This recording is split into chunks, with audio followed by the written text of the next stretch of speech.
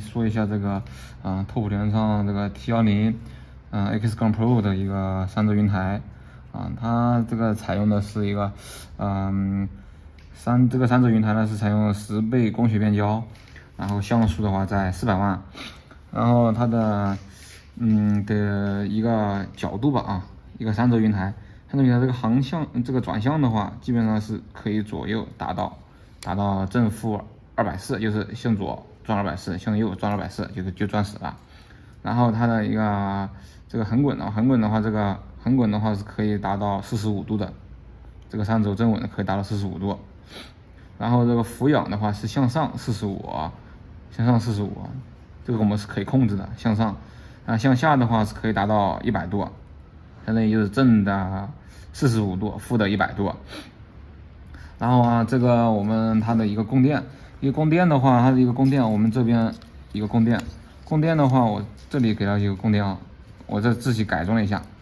这两个是供电的话，它是可以支持一个宽电压，是3S 至6S 的一个电压，相当于的话就是11伏到25到26伏吧，最高到26伏。然后它的一个重量的话，我们称了一下是有300多克，出厂的话是365克的样子。因为我们自己加了一个碳板，然后也减了一些东西，应该是重量的话，反正就是360克左右。然后呢，它这个采用这边，它这个是高清图传，采用了一个高清图传，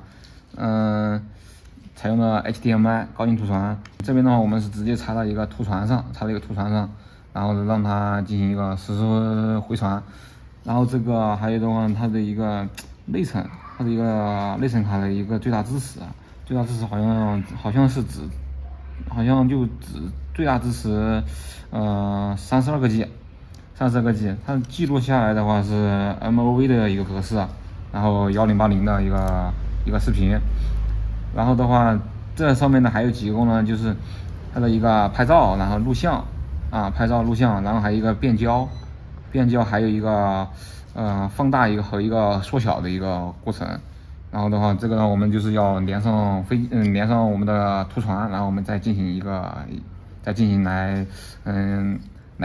给大家一个演示吧。那我们给大家看一下这个呢，这个我们自己做了一个3D 打印件，然后放进去直接就卡了这个缝里面了。这边有个缝，大家可以拿个特写可以看一下，这个缝直接现在就卡到里面了。这个位置基本有个缝，然后基本就是锁住它的。开始了。我们往里放。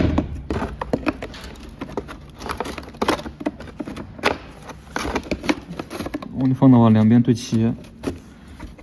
直接后面一卡，这是往前推，拔不掉的。然后往前拔的会怎么拔？要向上把它往上提。我这个做了一个3D 打印件，一个塑料件，要往上提，然后往前推，它拔不掉。这边的话，我们给大家说一下这个2根，一个给它供电，一个是正极，一个是负极。然后这个呢，黄色这根线的话是一个